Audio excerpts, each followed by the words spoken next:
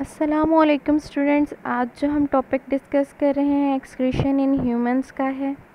Excretion आप in humans में देखने से पहले हम एक्सक्रीशन इन वर्टिब्रेट्स को थोड़ा सा देखेंगे, क्योंकि आप पीछे जो डिस्कस कर रहे थे वो आपने इनवर्टिब्रेट जो हैं वो इंडिविजुअल डिस्कस किए थे। हम वर्टिब्रेट को यहाँ पे स्टार्ट कर रहे हैं। इनवर्टिब्रेट्स में आपने जो एक्सक्रीटरी ऑर्गन देखे थे वो ट्यूबुलर फॉर्म में थे, प्रोटोनेफ्रिडिया के फॉर्म में थे या मेटानेफ्रिडिया के फॉर्म में थे। प्रोटोनेफ्रिडिया में आपके पास ऐसा सिंपल ट्यूबुलर स्ट्रक्चर था जिसकी सिर्फ एक ही ओपनिंग थी, जिसे हम नेफ्रिडोपोर का नाम देते हैं। जबकि आपके पास नेफ्रिडिया जैसे हमने कहा था उसमें फनल लाइक एक ओपनिंग थी, नेफ्रोसोम, या फिर उसके बाद आपके पास एक्सक्रीशन के लिए एक पोर था नेफ्रिडोपोर, उसमें ट्यूबुलर स्ट्रक्चर था जिसके ऊपर कैपिलरीज मौजूद थी। तो यहाँ पे वो कह रहा है कि वर्टिब्रेट में मज़ीद मॉडिफिकेशन होके वही आपके पास स्ट्रक्चर जैसा मेटानेफ्रिडिया का था उसी किस्म का जो है वो आपके पास ट्यूबुलर स्ट्रक्चर होता है जिसके ऊपर कैपिलरीज मौजूद होती हैं, पर यह ज़्यादा एडवांस स्ट्रक्चर है। इस ट्यूबुलर स्ट्रक्चर को हम नेफ्रॉन कहते हैं और यही नेफ्रॉन एक जो है ज़्यादा सारे ट्यूबुलर स्ट्रक्चर मिलके एक कम्पैक्ट ऑर्गन बनाते हैं जिसे हम किडनी कहते हैं। ठीक है, उसमें आपने अर्थवॉर्म जो देखा था, अर्थवॉर्म में आपने देखा था कि एक सेगमेंट में उसके दो पेयर थे। यहाँ पे वो कहता है कि इसी तरह आपके पास एक ऑर्गन है किडनी जिसमें ट्यूबुलर स्ट्रक्चर आपके पास न्यूमरस हैं, बहुत ज़्यादा तादाद में होते हैं। उस हर बेसिक फंक्शनल यूनिट जो किडनी का होगा यानी जो वो ट्यूबुलर स्ट्रक्चर होगा उसको हम नेफ्रॉन कहते हैं। नेफ्रॉन का स्ट्रक्चर जो है वो हम नेक्स्ट लेक्चर्स में जो है वो डिटेल में स्टडी भी करेंगे। एक्सक्रीशन इन ह्यूमन को डिस्कस करने से पहले हमें ये जानना ज़रूरी है कि आपके पास मेटाबॉलिक पाथवे से निकलने वाले वेस्ट जो हैं वो कौन से हैं, यानी मेटाबॉलिक वेस्ट जो हैं वो मैन में कौन से होते हैं। तो यहाँ पे डिस्कस कर रहा है, तो कहता है मेटाबॉलिक वेस्ट इन ह्यूमन अगर आप देखें तो आपके पास यूरिया होगा जो कि अमाइनो एसिड की मेटाबॉलिज्म से आया है। आपके पास केराटिनाइन होगा जो कि मसल केराटिन से प्रोड्यूस होता है, उसकी ब्रेकडाउन से प्रोड्यूस होगा। यूरिक एसिड न्यूक्लिक एसिड से प्रोड्यूस होने वाला है। बिलीरुबिन आपके पास हीमोग्लोबिन से यानी ब्लड सेल जो है उसकी ब्रेकडाउन जब लीवर में होती है तब आपके पास बिलीरुबिन जो है वो इस प्रोडक्ट के तौर पे आता है। फिर वो कहता है कि हार्मोन्स आपके हैं, हार्मोन्स की ब्रेकडाउन होनी है, उन हार्मोन की ब्रेकडाउन की वजह से आपके पास मेटाबॉलिक वेस्ट जो हैं वो आएंगे। मेटाबॉलिक वेस्ट में वो कहता है कि आपके पास कुछ टॉक्सिन्स भी होते हैं। अभी तक जो हमने मेटाबॉलिक वेस्ट देखे हैं पीछे वो तमाम ऐसे मेटाबॉलिक वेस्ट थे जो कि आपकी बॉडी खुद ब खुद तैयार कर रही है, ठीक है, नेचुरल प्रोसेस में हो रहे हैं। अब कुछ हम ऐसे टॉक्सिन्स भी देखेंगे जो हम खुद अपनी खुराक में ले रहे होते हैं, बाहर से ले रहे हैं। कौन कौन से हैं इसमें वो कहता है कि आप अगर सब्जियां वगैरह फ्रूट वगैरह खा रहे हो तो उन पर पेस्टिसाइड्स वगैरह का स्प्रे हुआ होता है, बीडीसाइड्स होती हैं, वो अगर आप ऐसे खा लो तो वो आपके लिए हार्मफुल हो सकती हैं, उसको बॉडी में नहीं रखा जाता, एलिमिनेट करना ज़रूरी होता है। उसके अलावा फूड एडिटिव्स होते हैं जिसमें आपके पास सबसे बेसिक चीज़ फूड कलरिंग है। फूड कलर कभी भी आपकी बॉडी में ना कोई न्यूट्रिएंट प्रोवाइड करता है, ना ही डिज़ोल्व ना ही जो है वो डिज़ोल्व होगा ब्लड में, ना ही जो है वो उसका कोई फ़ायदा है। वो टॉक्सिन के तौर पे आपकी बॉडी में होता है जिसको एलिमिनेट करना जो है वो ज़रूरी है। कहता है कि in the presence of waste in the body cause the presence of the waste in the body cause serious hazards. आपके पास इन तमाम चीज़ों का होना खतरात की अलामत है, यानी कि अगर आपके पास ये वेस्ट रिमूव नहीं होंगे तो आपकी बॉडी के लिए बुरा हो सकता है। इसके लिए आपको एलिमिनेट करने के लिए एक एक्सक्रीटरी सिस्टम का होना ज़रूरी है। एक्सक्रीटरी सिस्टम की हम बात कर रहे हैं तो एक्सक्रीटरी सिस्टम जब हम ह्यूमन में देखते हैं, ह्यूमन में आप स्किन को डिस्कस करते हो, लीवर को डिस्कस करते हो और मेन एक्सक्रीटरी ऑर्गन जो है वो किडनी को डिस्कस करते हो। किडनी को हम नेक्स्ट लेक्चर में डिस्कस करेंगे डिटेल में, नेफ्रॉन से स्टार्ट करेंगे और तमाम उसका स्ट्रक्चर भी जो है वो हम डिस्कस करेंगे, किडनी का भी और उसका जो बेसिक यूनिट नेफ्रॉन है उसका भी। यहाँ पे हमने जो डिस्कस करनी है वो चीज़ स्किन और लीवर है, ठीक है। लीवर को यहाँ पे लीवर की उसने हेडिंग दी हुई है बुक में, और जबकि स्किन को भी इसमें डिस्कस किया हुआ है। तो हम स्किन वाला पोर्शन आपको यहाँ पे हाईलाइट हुआ हुआ, मार्क हुआ हुआ नज़र आ रहा है। सिर्फ स्किन वाला पोर्शन फ़िलहाल देखें तो उसमें वो कहता है कि removal of salts with water bye sweat glands. आपके पास जो है वो हमारा सॉल्ट का एक्सक्रीट आउट होते हैं बॉडी से वाटर के ज़रिए, किस फॉर्म में, पसीने की फॉर्म में। पसीना कहाँ से निकल रहा है, स्वेट ग्लैंड से, ठीक है। स्वेटिंग होगी स्किन के ज़रिए। दूसरी चीज़ जो है वो कहता है आपके पास सीबम है बाय सेबेशियस ग्लैंड। सीबम हम स्किन ऑयल को कहते हैं, ऑयल जो आपके स्किन पे आता है वो सीबम कहलाता है। आपके बालों में, आपके फेस पे जो भी ऑयल नेचुरली तौर पर प्रोड्यूस हो रहा है उसे सीबम कहते हैं। और ये हमारे पास स्किन में मौजूद सेबेशियस ग्लैंड से, ऑयल प्रोड्यूसिंग ग्लैंड से निकलता है। तो कहता है अब आपके पास ये स्वेट ग्लैंड से निकलने वाला स्वेट हो गया, सेबेशियस ग्लैंड से निकलने वाला सीबम हो गया। Seems to be excreted in nature, by nature आप उसको देखो तो वो आपको एक्सक्रीट नहीं नज़र आता है। लेकिन वो कहता है कि removal of water and salt from sweat gland is for the purpose of thermo regulation. आपने जो थर्ड प्रोसेस थर्मो रेगुलेशन का डिस्कस करना है, वो कहता है कि स्किन जो है वो ज़्यादा बेहतर तौर पे वहाँ पे डिस्कस हो सकती है, क्योंकि जब पसीना आता है, वेपोरेशन होती है, तो बॉडी टेम्परेचर जो है वो कूल डाउन हो जाता है। तो कहता है कि थर्मो रेगुलेशन में हम इसको डिस्कस करें तो ज़्यादा बेहतर है। और सीबम जो है वो वैसे ही आपकी स्किन की प्रोटेक्शन के लिए होता है, उसके एक्सक्रीटरी वेस्ट एलिमिनेट करने से कोई डायरेक्ट लिंक नहीं है। तो हम इस वजह से एक्सक्रीटरी ऑर्गन के तौर पे स्किन को कंसिडर नहीं कर सकते। दूसरी चीज़ हमारे पास लीवर है। लीवर भी वो जो है आपके पास एलिमिनेशन में डायरेक्टली रोल प्ले नहीं कर रहा होता, एक्सक्रीशन में हेल्प करवाता है किडनी की। इस वजह से हम जो है वो लीवर को एक्सेसरी एक्सक्रीटरी ऑर्गन के तौर पे जो है वो जानते हैं, ठीक है। एक्सक्रीटरी ऑर्गन मेन आपके पास किडनी ही है, पर लीवर जो है वो एक्सेसरी एक्सक्रीटरी ऑर्गन है। कहता है कि क्यों आपके पास एक्सेसरी एक्सक्रीटरी ऑर्गन के तौर पे हम इसको डिस्कस करते हैं, क्योंकि ये आपके पास सेंट्रल स्टेशन ऑफ मेटाबॉलिज्म है, सेंट्रल मेटाबॉलिक क्लियरिंग हाउस कहलाता है ये बॉडी का, ठीक है। आपको लीवर पे डायरेक्ट वो कह सकते हैं write a note on the liver and its function. आप उसके डिस्कस करो कि लीवर क्या होता है, उसके फंक्शन क्या हैं, या फिर आपको वो कह सकता है कि right a detail note on clearing house of human body. तो आपने क्लियरिंग हाउस के तौर पे जो डिस्कस करना है ऑर्गन वो लीवर ही होगा।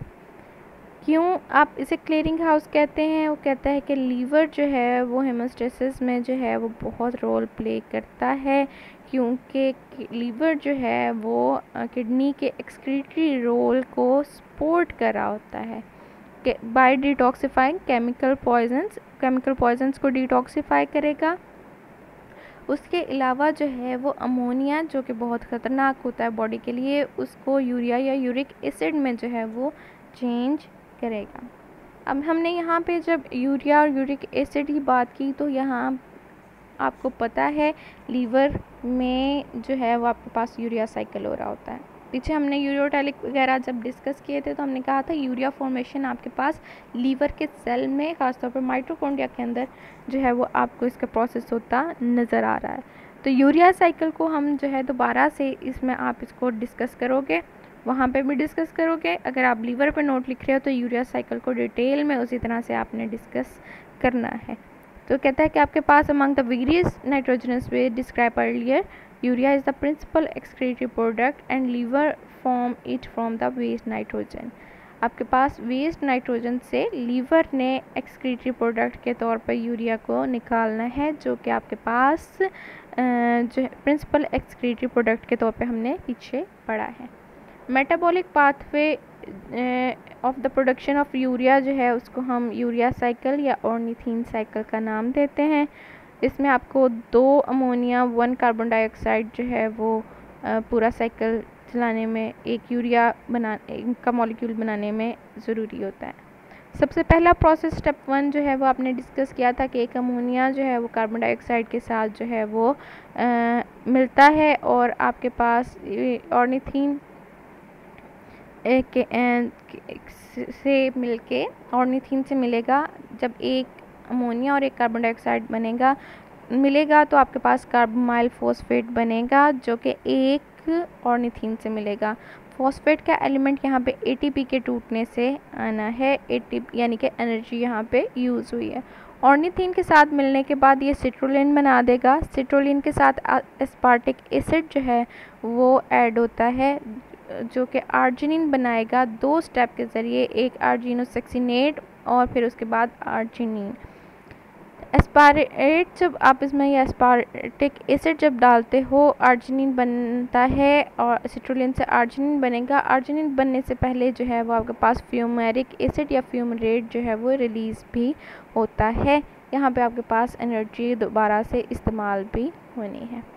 आर्जिनिन जो है वो आपके पास आर्जिनेज एंजाइम यूज़ करते हुए 2 चीज़ों में चेंज होता है, यूरिया और ऑर्निथीन में। ऑर्निथीन दोबारा से साइकिल चलाने के लिए इस्तेमाल होता है और यूरिया जो है वो वेस्ट के तौर पे एलिमिनेट हो जाता है। ठीक है, इसको हमने डिस्कस किया था। कहता है कि लीवर जो है वो सिर्फ नाइट्रोजनस वेस्ट के सिंथेसिस में ही जो है वो ज़रूरी नहीं है, किडनी को नाइट्रोजन वेस्ट डिस्पोजेबल में हेल्प ज़रूर करता है। इसके अलावा भी होमोस्टेसिस में जो है वो लीवर का बहुत रोल है। उसके कुछ फंक्शंस उसने जो है वो डिवाइड कर दिए। कौन से हैं? वो कहता है कि इसके सिंथेसिस का फंक्शन भी है, स्टोरेज का फंक्शन भी करता है, कन्वर्जन का फंक्शन भी करेगा, रिसाइकलिंग भी करवाता है लीवर, डिटॉक्सिफिकेशन भी करवाता है। टेबल में वो कहता है कि इसने आपको तमाम चीज़ें दे दी हैं, उनके फ़ायदे भी दे दिए हैं, कैसे असिस्ट करता है, कौन कौन सा इसका फंक्शन है और कहाँ असिस्ट करेगा। ठीक है, ये टेबल भी आपने बनाना है। लीवर पे जब आप नोट लिखोगे, first introduction, then you will write about the urea cycle, you will draw the urea cycle, then you discuss these roles in the form of table. Table में जो कहता है कि मेजर होमोस्टेसिस फंक्शन लीवर के एक side पर उसने functions दिए हैं, major effect of on homeostasis जो है वो दूसरी साइड पे दिया। सिंथेसिस की हमने बात की थी, तो सिंथेसिस में वो कहता है कि आपके पास सिंथेसिस के लिए नाइट्रोजनस वेस्ट अमोनिया से यूरिया या यूरिक साइकिल एसिड जो है वो बनेगा यूरिया साइकिल के ज़रिए से। कि हमने डिस्कस किया सिंथेसिस का रोल। वो कहता है कि इसका मेजर इफेक्ट क्या है, किडनी को जो है वो वेस्ट डिस्पोजल में सपोर्ट करता है। उसके अलावा ये प्लाज्मा प्रोटीन जैसे प्रोथ्रोम्बिन, फाइब्रोजन और एल्ब्यूमिन वगैरह बनाता है, जो कि ब्लड का ऑस्मोटिक बैलेंस बरकरार रखते हैं और ब्लड में क्लोटिंग भी कराते हैं। लीवर आपके पास जो है वो बाइल की सिंथेसिस करता है और सिक्रीशन करता है, जो कि स्मॉल इंटेस्टाइन में जाती है, एमल्सिफाई द फैट्स को जो है वो उसकी ब्रेक डाउन में हेल्प करेगी। उसके अलावा लीवर लिपिड्स, कोलेस्ट्रॉल, लिपोप्रोटीन वगैरह को सिंथेसाइज कराता है, जो कि ब्लड की केमिस्ट्री को बरकरार रखने के लिए ज़रूरी है, एनर्जी की स्टोरेज के लिए जो है वो ज़रूरी है। और आपके पास लिपोप्रोटीन जो है वो सेल मेम्ब्रेन का स्ट्रक्चर बरकरार रखने के लिए ज़रूरी है। स्टोरेज स्टोर ये करता है आयरन को और ग्लाइकोजन को। आयरन चूँकि यहाँ पे हमारे पास लीवर में जो है वो ब्रेक डाउन होती है आपके पास उसकी रेड ब्लड सेल की, बनता आपका रेड ब्लड सेल जो है stem cell of the bone, आपकी जो हड्डी है उसकी मेख से रेड ब्लड सेल ने बनना है। पर अडल्ट जब आप हो तो आपकी यही जो रेड ब्लड सेल बना है अपनी लाइफ पूरी करने के बाद इसकी डेथ हो जाती है लीवर के अंदर। जो आपके पास बिलीरुबिन वगैरह हैं वो एक्सक्रीशन में हेल्प करेगा किडनी के, वो एक्सक्रीट आउट हो जाएगा, जबकि आयरन जो है वो उसको स्टोर कर लेता है। नेक्स्ट जो है वो आपके पास जो है वो हीमोग्लोबिन के सेल बनाने में जो है वो कारआमद होगा ये आयरन। आपके पास ग्लाइकोजन है एनर्जी रिज़र्व के तौर पे, ग्लाइकोजन को नीचे कन्वर्जन में भी वो डिस्कस कर रहा है कि वो कहता है जब आपके पास ब्लड में ग्लूकोज की मिक़दार ज़्यादा हो जाती है, बॉडी जितना उसने ग्लूकोज जो है वो एनर्जी के तौर पे उसकी ब्रेक डाउन करवानी है, एनर्जी के तौर पे इस्तेमाल करना है, उसको कर लेगा बॉडी फंक्शनिंग के लिए। बाकी जो ग्लूकोज है जो एक्स्ट्रा है वो लीवर में चला जाता है और वहाँ पे स्टोर होता रहता है ग्लाइकोजन की फॉर्म में। उसके अलावा जब आपकी बॉडी जो है वो काम कर रही होगी और आपने ग्लूकोज जो है वो उसको नहीं लिया हुआ, तो ग्लूकोज की वो कमी को पूरा करने के लिए ग्लाइकोजन दोबारा से ग्लूकोज में चेंज होगा और लैक्टिक एसिड में चेंज हो सकता है ग्लाइकोजन, और ग्लाइकोजन जो है वो ग्लूकोज में भी चेंज हो सकता है, एनर्जी प्रोवाइड करेगा बॉडी को। तो कन्वर्जन में या आपके पास यही ग्लाइकोजन को भी डिस्कस करो तो ये एनर्जी रिजर्व के तौर पे है, एनर्जी स्टोर करेगा, एनर्जी को इस्तेमाल करेगा कन्वर्जन के ज़रिए से। ग्लाइकोजन को जो है वो कम्पैक्ट फॉर्म में उसने रख लेना है ताकि कम से कम जगह घेरी जाए, ज़्यादा मसाइल ना हो, पर ग्लूकोज की फॉर्म में कन्वर्ट करके वो एनर्जी के तौर पे प्रोवाइड कर सकता है, क्योंकि ग्लाइकोजन डायरेक्टली जो है वो उसकी ब्रेकडाउन जो है वो साइकिल नहीं चल सकता। तो ये कन्वर्जन में इसका रोल है। फिर उसके बाद रीसाइक्लिंग है। रेड ब्लड सेल जो है वो आपको पता है रीसाइकिल होगा, और वो रिसाइकिल होने का फ़ायदा क्या है कि वो ब्लड को में ऑक्सीजन की मकदार को बरकरार रखने के लिए रेड ब्लड सेल्स का होना ज़रूरी है। टिश्यूज़ को ऑक्सीजन पहुंचाने के लिए रेड ब्लड सेल ज़रूरी हैं। तो इनडायरेक्टली आपके पास ऑक्सीजनेशन ऑफ टिश्यू के लिए जो है वो इसकी रिसाइकलिंग बहुत ज़रूरी है। डिटॉक्सिफिकेशन, हमने कहा था कि हमारे पास फूड एडिटिव्स, ड्रग्स और पेस्टिसाइड्स वगैरह होते हैं, ये तमाम हार्मफुल केमिकल्स हैं। तो आपके पास जो है वो लीवर इनको डिटॉक्सिफाई भी करता है, इस वजह से ये किडनी को असिस्ट कर रहा है, उसके हेल्प कर रहा है टॉक्सिन्स को डिस्पोज करने में, एलिमिनेट करने में।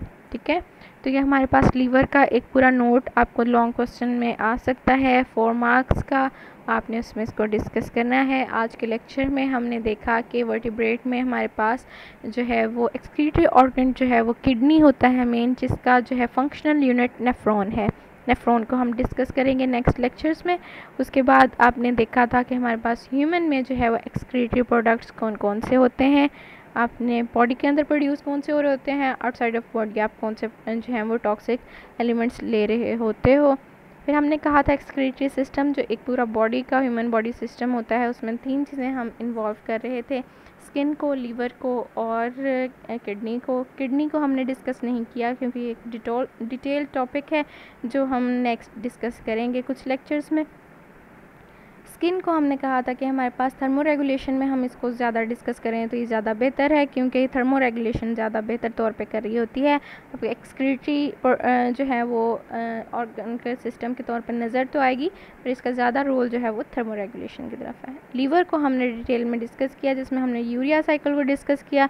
यूरिया साइकिल हमने ड्रॉ करके देखा कि उसकी किस तरह से ये साइकिल चलता है उसकी। हमने फिर उसके बाद लीवर का जो है हेमोस्टेसिस में मेजर उसके रोल देखे हैं, सिंथेसिस, स्टोरेज, कन्वर्जन, रिसाइकलिंग और डिटॉक्सिफाइंग की फॉर्म में, और इसके मेजर इफेक्ट्स जो हैं वो हमने देखे हैं कि हेमोस्टेसिस पे क्या होते हैं।